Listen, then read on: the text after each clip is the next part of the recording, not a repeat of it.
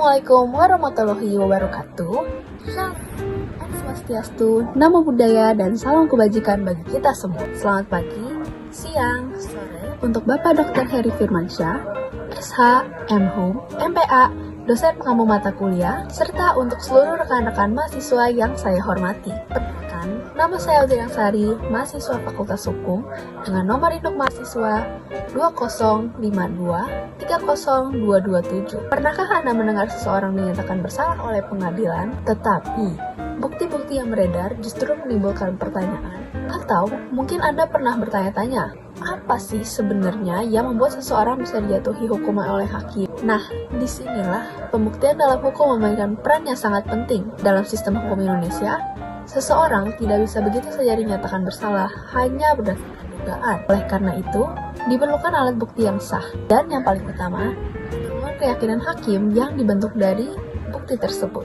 Dalam video ini, saya akan menjelaskan secara ringkas namun komprehensif mengenai pembuktian dalam hukum pidana, mulai dari pengertian, macam-macam alat bukti yang sah menurut KUHP, hingga prinsip-prinsip penting yang harus dipahami dalam proses pembuktian. Sebagai penutup, kita juga akan menganalisis salah satu kasus yang cukup kontroversial di Indonesia, yaitu kasus Jessica Wongso. Hal ini dilakukan untuk melihat bagaimana proses pembuktian berjalan dalam praktiknya. Video ini saya susun sebagai bagian dari tugas ujian tengah semester, dan saya harap bisa bermanfaat, baik untuk teman-teman selama mahasiswa hukum, maupun siapapun yang tertarik untuk memahami lebih dalam tentang proses pembuktian dalam sistem peradilan.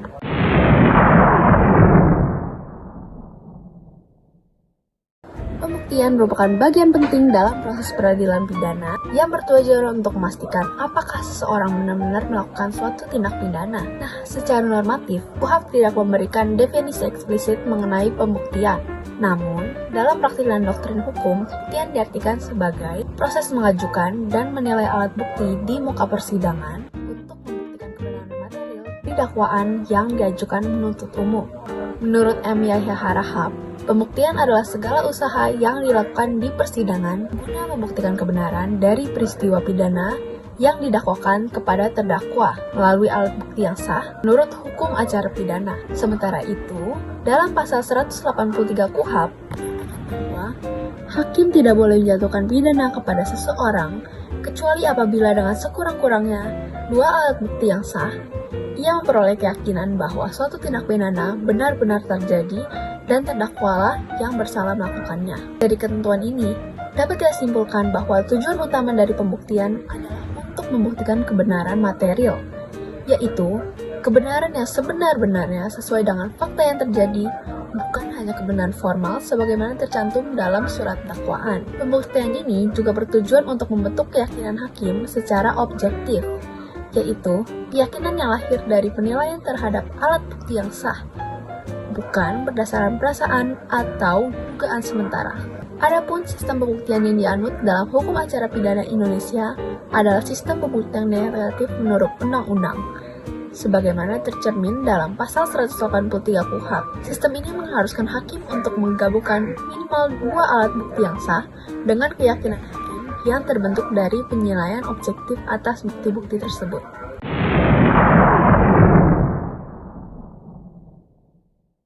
Dalam hukum acara pidana Indonesia, jenis-jenis alat bukti yang sah telah diatur secara limitatif dalam pasal 184 ayat 1 KUHP. Pasal ini menyebutkan bahwa alat bukti yang sah dalam perkara pidana terdiri atas 5 jenis, yaitu keterangan saksi, keterangan ahli, surat, petunjuk, dan keterangan terdakwa. Mari kita bahas satu persatu secara singkat. Yang pertama, keterangan saksi. Ini adalah alat bukti yang paling sering digunakan dalam perkara pidana. Keterangan saksi adalah apa yang saksi lihat. Saksi tidak boleh memberikan keterangan berdasarkan opini atau hanya dugaan. Kredibilitas dari saksi sangat berpengaruh terhadap nilai pembuktiannya. Kedua, keterangan ahli. Berbeda dengan saksi, ahli memberikan pendapat berdasarkan keilmuannya terhadap suatu hal yang memerlukan penjelasan khusus. Misalnya, dalam kasus forensik, psikiatri, dan digital evidence.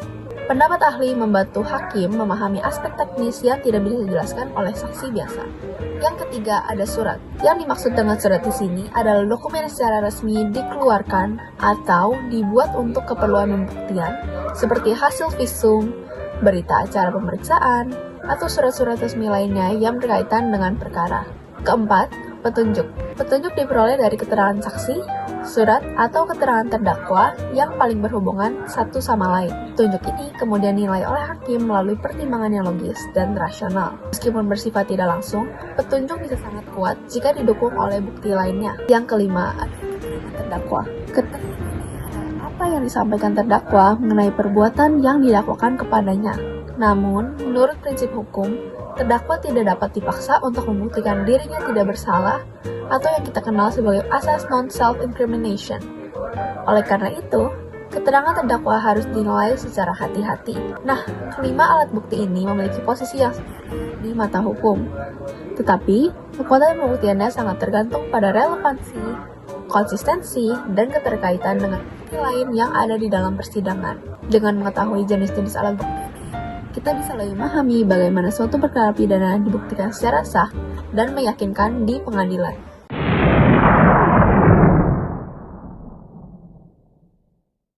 Dalam proses pembuktian di pengadilan pidana, terdapat sejumlah prinsip dasar yang harus dijadikan sebagai pegangan, baik oleh penegak hukum maupun hakim menilai perkara. Nah, prinsip-prinsip ini bertugas untuk pedoman etis dan yuridis dalam memastikan bahwa pembuktian dilakukan secara adil dan sah menurut hukum. Pertama, ada asas praduga tak bersalah atau presumption of innocence. Asas ini menyatakan bahwa setiap orang yang dituntut melakukan suatu tindak pidana harus dianggap tidak bersalah sebelum adanya putusan pengadilan yang menyatakan kesalahannya secara sah dan meyakinkan. Ini adalah prinsip fundamental dalam sistem peradilan modern yang bertujuan untuk melindungi hak asasi terdakwa. Kedua, asas beban pembuktian berada pada penuntut umum. Dalam hukum pidana, pembuktian bukanlah kewajiban terdakwa, dan menjadi tanggung jawab jaksa penuntut umum. Jaksa harus mampu menunjukkan bahwa terdakwa memang melakukan tindak pidana sebagaimana didakwakan berdasarkan alat bukti yang sah. 3. Asas in dubio pro reo. Artinya, apabila terdapat keraguan dalam menilai bukti-bukti yang diajukan, maka keraguan tersebut harus ditafsirkan untuk kepentingan terdakwa. Hakim tidak boleh menjatuhkan pidana apabila masih ada keraguan yang wajar terhadap kesalahan terdakwa. Ini menjadi jaminan agar tidak terjadi penghukuman terhadap orang yang sebenarnya tidak bersalah. Keempat, asas pembuktian menurut hukum yang sah. Dalam hukum acara pidana Indonesia, hanya alat bukti yang diakui oleh KUHP yang boleh digunakan untuk membuktikan suatu tindak pidana. Dengan kata lain, bukti yang tidak memenuhi kriteria pasal 184 KUHP tidak dapat dijadikan dasar untuk menjatuhkan pidana. Prinsip-prinsip ini menjadi fondasi penting dalam proses peradilan pidana. Tujuannya bukan semata-mata untuk menghukum, tapi untuk menjaga keadilan, memastikan proses hukum berjalan positif, dan menghindari kesewenang-wenangan.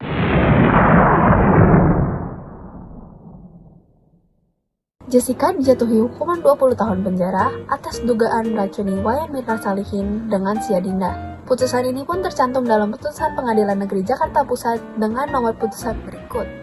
Persidangan berlangsung sebanyak 32 kali sidang dan salah satu kasus yang menyedot perhatian publik paling besar pada masanya. Sidang ini pun berlangsung di Pengadilan Negeri Jakarta Pusat dengan susunan majelis hakim yang diketuai oleh Majelis Hakim Ketua Kisworo.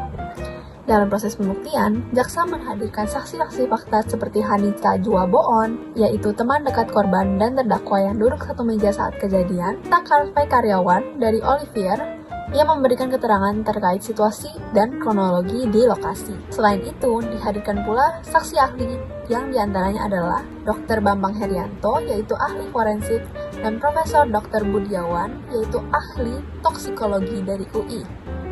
Dan beberapa ahli lainnya, termasuk ahli psikologi untuk menganalisis gestur tubuh Jessica dari rekaman CCTV. Jaksa penuntut hukum awalnya menuntut agar Jessica dijatuhi hukuman penjara seumur hidup. Namun, oleh majelis hakim, Jessica divonis 20 tahun penjara. Namun, jika kita menelaah perkara ini dari sudut pandang sistem pembuktian sebagaimana diatur dalam KUHP, dapat sejumlah aspek krusial yang layak dikritisi. Dalam hukum dikenal istilah das solens, yaitu apa yang seharusnya, dan das sein, apa yang terjadi dalam kenyataannya. Artinya, kita perlu membandingkan antara norma hukum ideal dengan praktik hukum aktual. Kasus Jessica ini menjadi ilustrasi konkret bagaimana terjadi ketegangan antara keduanya. Pertama, soal alat bukti. Berdasarkan pasal 184 KUHP, alat bukti yang sah terdiri dari keterangan saksi, keterangan ahli, surat, petunjuk, dan keterangan terdakwa. Namun, dalam kasus ini tidak ada bukti langsung yang menunjukkan bahwa Jessica memasukkan cyanida ke dalam kopi. Dan tidak ada saksi mata yang melihat bahwa peristiwa itu secara langsung, dan tidak ada rekaman video yang menangkap momen Jessica menaruh racun. Mayoritas bukti bersifat tidak langsung, yaitu berupa rekaman CCTV. Pilihan usai meminum kopi Vietnam yang dipesan terdakwa Jessica Wongso. Jam yang tertera di atas 15.34.9. Ini siapa anak-anak? Dari tayangan CCTV ini, Hani dan Mirna tampak memilih kopi dan juga roti serta kue di Cafe Olivier. Sebelum keduanya menghampiri Jessica yang lebih dulu memesan meja. Tak lama kemudian Mirna pun kejang-kejang dan dikerumuni pengunjung kafe. Mirna yang tidak sadarkan diri langsung dibopong oleh pegawai kafe dengan kursi roda. Tayangan CCTV yang diputar di persidangan memang tidak begitu jelas merekam aktivitas Jessica dan Mirna. Sebab selain jarak CCTV dengan lokasi mereka minum kopi cukup jauh dan kualitas gambar CCTV tersebut juga tidak begitu baik.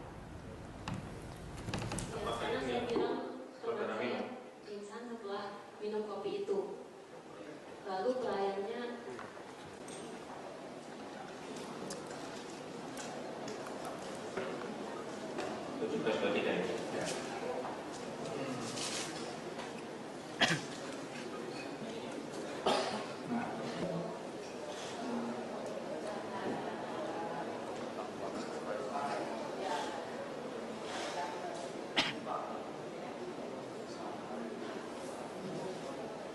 terlihat.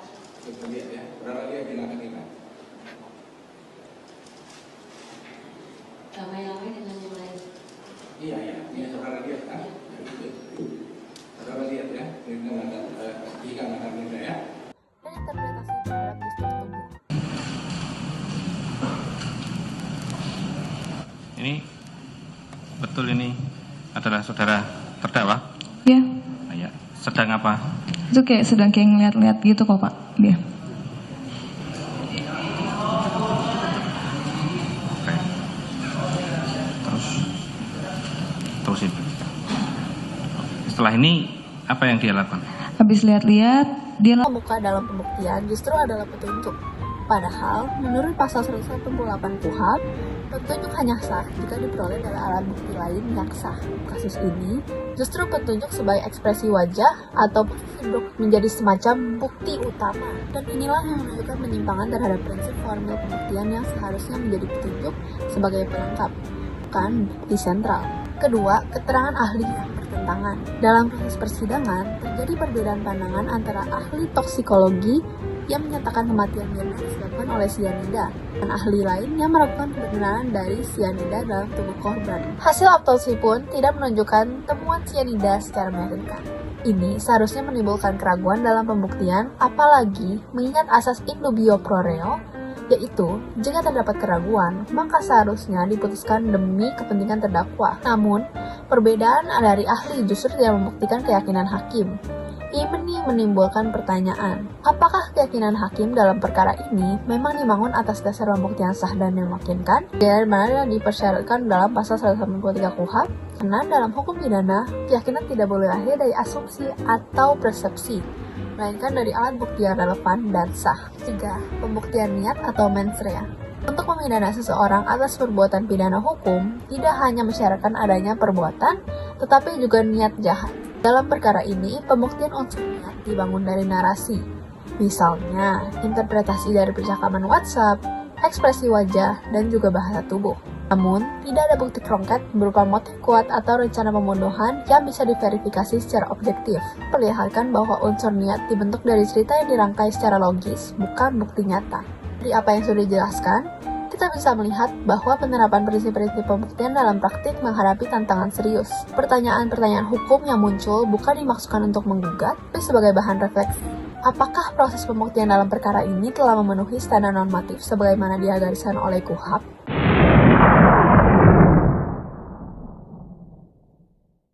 Dari studi kasus yang telah kita bahas, kita bisa melihat bahwa pembuktian adalah jantung dari proses peradilan pidana. Tanpa pembuktian yang kuat, proses hukum bisa kehilangan pijakannya dan lebih jauh lagi bisa berdampak besar terhadap kehidupan seseorang. Kasus Jessica Wongso ini menunjukkan bahwa interpretasi atas alat bukti sangat menentukan arah putusan. Hal ini bisa menjadi pengingat bagi kita semua bahwa dalam sistem hukum yang berkeadilan, semua orang harus dijatuhi oleh hukuman bukan karena dugaan, narasi, atau persepsi, tetapi karena bukti yang sah dan keyakinan bahwa hakim yang dibentuk secara objektif. Karena pada akhirnya, hukum bukan hanya soal teori, melainkan soal bagaimana prinsip-prinsip itu dihidupkan dalam praktik. Dan disanalah peran pembuktian menjadi sangat fundamental. Sebagai penutup, kita juga dapat menyimpulkan bahwa pembuktian bukan hanya sekadar tahapan dalam proses persidangan, merupakan fondasi yang menentukan arah dan hasil dari proses peradilan pidana. KUHP telah mengatur dengan jelas mengenai jenis alat bukti yang sah, prinsip keyakinan hakim, hingga sistem pembuktian yang digunakan, yakni sistem negatif menurut undang-undang. Namun, sebagaimana telah kita terlihat dari kasus di Sikawongso, penerapan prinsip-prinsip tersebut dalam praktik tidak selalu berjalan secara ideal. Masih ada ruang untuk refleksi dan diskusi, terutama ketika bukti-bukti yang digunakan menggunakan tafsir ganda dan belum tentu berdiri kuat satu sama lain. Video ini saya susun sebagai bagian dari ujian tengah semester untuk mata kuliah litigasi pidana, di bawah bimbingan Dr. Heri Firmansyah, SH, MHum, MPA. Harapannya, materi yang saya sampaikan ini dapat memberi pemahaman yang lebih mendalam, sekaligus membuka ruang berpikir kritis terhadap bagaimana hukum ditegakkan dalam praktik. Terima kasih kepada Bapak Dr. Heri Firmansyah, SH, MHum, MPA, dan teman-teman semuanya yang telah menyimak. Semoga apa yang saya sampaikan bisa bermanfaat, dan sampai jumpa di pembahasan-pembahasan hukum berikutnya. Assalamualaikum warahmatullahi wabarakatuh. Om Swastiastu, Namo Buddhaya, dan salam kebajikan bagi kita semua.